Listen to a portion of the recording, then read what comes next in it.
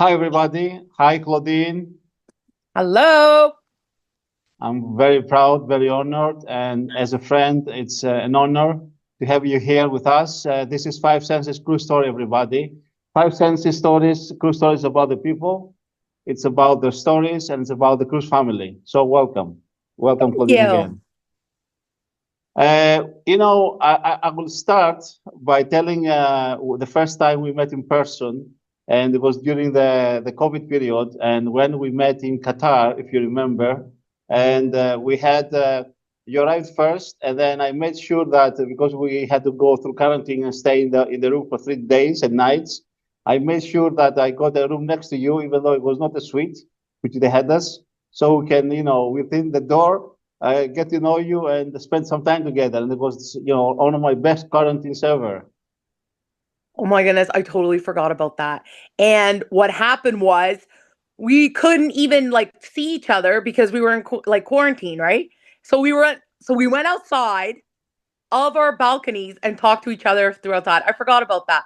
That was the first time we met. Oh my. Yes, In Qatar. Epic. that that's exactly. Our greetings to Greg, wherever you are.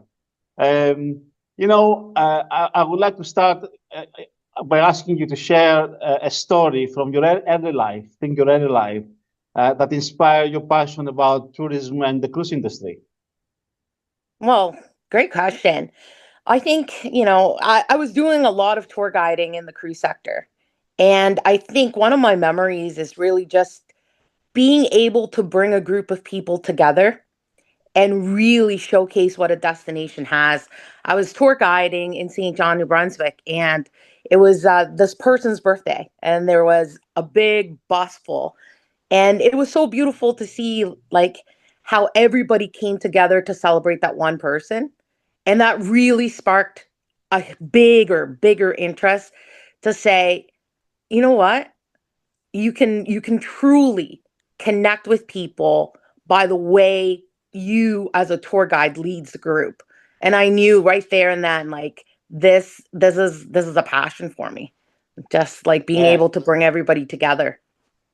I mean, Yeah. it's said, and I'm a firm believer that a tour guide can fix or break a tour, and that's absolutely right what you say. Uh, what were the pivotal moments in your career that led you to found Lemonade? Okay, well, you know what? I didn't have a job early January of 2020. I didn't have a job. And it was hard. I didn't know what to do. So I actually reached out to Kiara and I said, Kiara, look, I would love to go to Sea Trade. I'll do anything. Like I'll work, I'll do anything. I just need a ticket to get into Sea Trade. I don't have all the money. And she just said, look, Claudine, you're part of the industry. We'll help you out. And I got the entry for Sea Trade. And then I bought my ticket to go to Sea Trade. And then the pandemic hit and then everything shut down. So at that point, I was like, okay, what am I going to do? And then really what happened was I talked to some cruise executive friends, some destination friends, and they said, start your own business, start your own company. And I said, I really don't know if I can do this. It's a big thing, right? And then I said, well, I don't know. And you know what gave me comfort was one of my mentors said to me, if you start this business and it doesn't work out, you can always get a job. And those words really stuck in my head that I thought, you know what, I can do this. And now, Lemonade, we're not huge, but we have a team of people. So it's pretty cool. I mean, the Lemonade story is amazing. I keep following, and we work together as friends and as colleagues, and you keep zesting, girl. But to me, it's important, and it's important for you the human connections, and I very frequently hear you talking about the human connections in your work. So, how do Yeah. you integrate this philosophy into your training programs and to your consulting business? Yeah, definitely. So human to human connections, I think that's the most important thing. For our training, we are now an accredited training center, which is really probably one of my biggest accomplishments, which is pretty cool. Very proud of that. We just became accredited and also finalists for the investment in people through Sea Trade. But the human to human connection in everything that we do, I'll share this. In all of our trainings, we actually do not have slides. We actually start everybody sitting around in a big circle. And the reason why is because when we're sitting around in a big circle, it takes away all those barriers that people will put forward, like the tables, chairs, anything in between, laptops, phones. We take everything away. So we can actually have that moment to connect everybody around in a circle. The other thing is the oldest form of storytelling was people sitting around a circle around a campfire.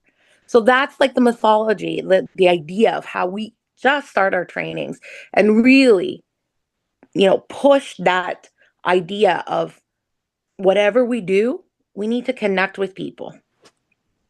Okay, okay. And then for the business side, because that was part of the question, for the yeah, business side, it's really about connection. It's really about showing up, being there for your clients, and really being there. And you know, I think most importantly, doing the right thing. I was on the phone yesterday with a potential client, which is now a client, and they need certain things, but I'm like, they're lost, and I could really offer a lot of things. And just knowing that you're going to offer exactly what they need, right? And not taking advantage of people. It's your reputation at the end of the day. It's your credibility. And I think that's part of our success. We're growing, but we're always trying to be the best for everybody. yeah. I always say that be honest and be the friend. To your clients first is important, Yeah. and form a relationship that is not just for the moment, but it will last for a long time. Yeah. In the industry, and I like this question for your high energy and motivation. I want to know, and I know our guests want to know, our listeners, what drives you every day, and how do you maintain this momentum? Well, listen, the high energy, I'm a happy person. Like I'm happy. Like I'm always like looking, I'm optimistic. So I'm always looking for, what makes me happy. You can always find something good in every day. And for the business is, something that I do when I do this with people is uh, gratitude. Tell people thank you. And I think with our team, we have an awesome team. And one of the things I do is really just show appreciation for who they are. And when someone feels appreciated, what happens? They're more motivated to help out, to do more things. They're more confident in their work. I'll share one thing. One of my very first team members, when she started working, she would always ask for permission to do things, right? Because of the culture where she worked before, that she always had to ask for permission. And now it's just amazing to see she just makes decisions on her own, and 100% I trust her. That's amazing. And I'm so proud of that. So the I mean, motivation, appreciation, happiness, the zest. Yeah. and I like your say, woohoo, it's great. Woo! Yeah. You know what else, Jan? Uh, It's so Jan. I call you Jan. I should mean Giannis. I think as well, it's so important to know who you align with when you work with people. There's so many people you could work with. There's so many different consultants. There's so many different companies out there. You don't want to be everything to everybody. I think for Lemoneight, we're building a community. We have a strong following, and not every client is for us.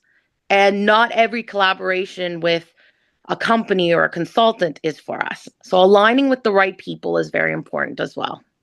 Yeah.